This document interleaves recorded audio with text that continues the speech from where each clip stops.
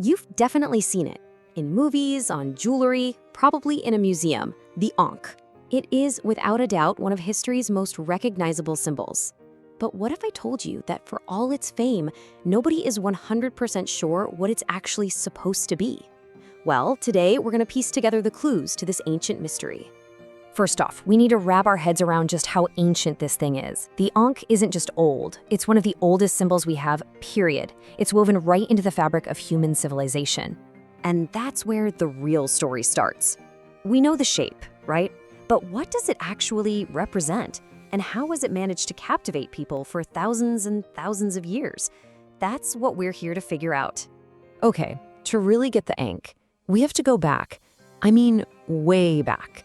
This isn't just some simple picture. We're talking about a core concept in one of the world's most incredible empires. Just let that number sink in for a second. The earliest known examples of the Ankh go back to at least 3000 BCE. That's over 5,000 years ago. It's way older than most of the languages we speak today, and honestly, many scholars think its roots go back even further than that. Now, here's the first kind of twist in our little investigation. While its shape is this huge debate, its basic meaning, well, that's something pretty much all historians agree on. There's one thing we know for sure. And it's right there in the hieroglyphics. The Ankh is literally the symbol for the word life.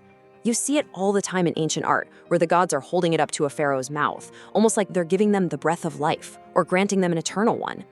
And we're not just talking about life in some abstract, philosophical way. No, it was all the good stuff. It stood for health, for fertility, for nourishment. It was even used in greetings, kind of like saying, "May you be healthy and alive." So yeah, this wasn't just a picture, it was the ultimate symbol of vitality itself.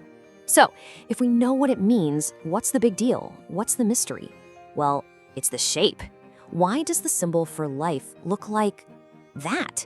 Nobody knows for certain, but we've got 4 major theories battling it out to solve this puzzle. Okay, theory number 1. This is the idea that the Ankh isn't supposed to be a solid object at all, but a knot. Just picture a simple cord made from reeds or a strip of cloth tied to make that loop at the top with 2 dangly ends.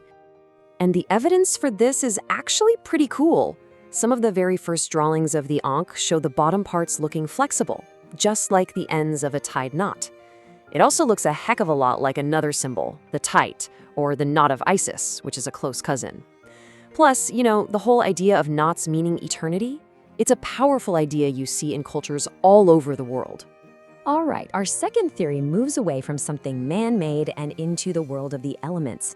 This idea suggests the Ankh is a symbol for the 2 things you absolutely positively cannot live without: water and air. I mean, the logic here is pretty simple, right? What's more essential to life than that? And the evidence is really compelling. Archaeologists have actually found a bunch of Egyptian water vessels, things used for rituals and purification, that were deliberately made in the shape of the Ankh. That's a pretty direct real-world connection. Okay, theory number 3 is probably the one that gets the most buzz, and it's definitely the most provocative.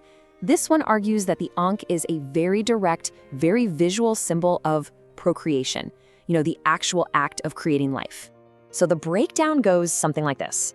The loop at the top is the female womb, the long vertical part is the male phallus, and those 2 horizontal arms, they're the children that come from that union.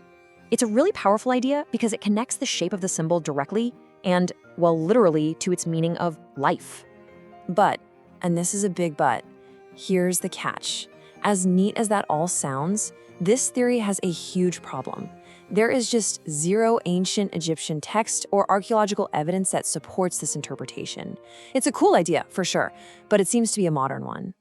Our last major theory comes to us from a 19th century Egyptologist who suggested something way more ordinary. He basically said, hey guys, what if the Ankh is just the shape of an ancient Egyptian hand mirror?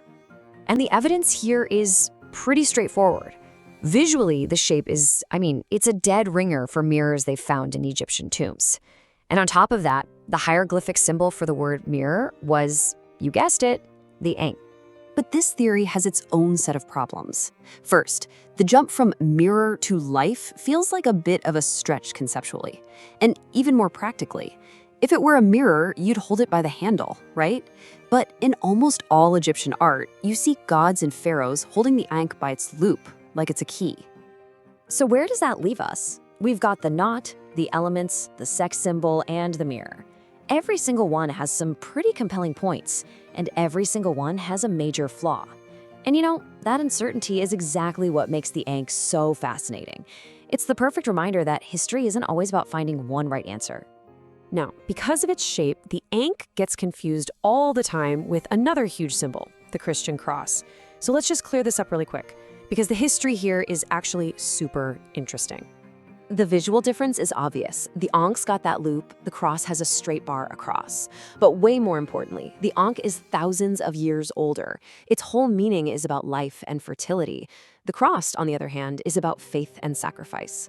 But, and this is the cool part, the early Coptic Christians, who were native Egyptians, actually adopted the Ankh. They saw its life symbolism as a perfect lead-in to the idea of resurrection, and they kind of merged the two for a while. So we've got a 5,000-year-old symbol with a mystery at its heart. Why does any of this matter today? Well, because the Ankh is far from being some dusty old relic. It has made this incredible journey from the tombs of pharaohs straight into modern pop culture. You really do see it everywhere now, from tattoos to high-end fashion. When celebrities like Beyoncé or Rihanna wear Ankh jewelry, they're plugging into that same ancient power and mystery. That positive meaning, plus its just beautiful, symmetrical design, has made it a totally timeless symbol. So what is the Ankh in the end? Is it an eternal symbol of life? A pop culture icon? A sacred link to a lost world? The truth is, it's kind of all of those things at once. And maybe the fact that we can't quite solve its puzzle, that its true origin is still a secret, maybe that's the real source of its power.